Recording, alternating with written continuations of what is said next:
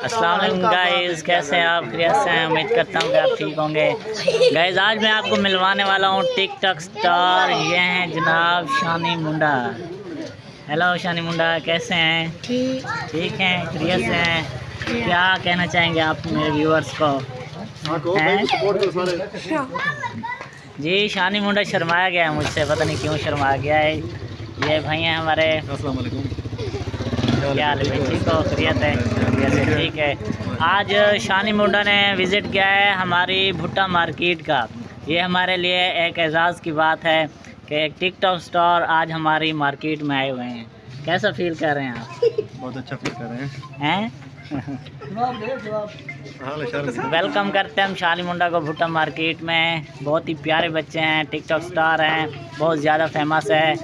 और हम इनके लिए दुआ करेंगे कि अल्लाह पाक इनको मज़ीद तरक्की अता फरमाए। मेहरबानी भैया, मेहरबानी। थैंक यू सो मच भैया, थैंक यू सो मच।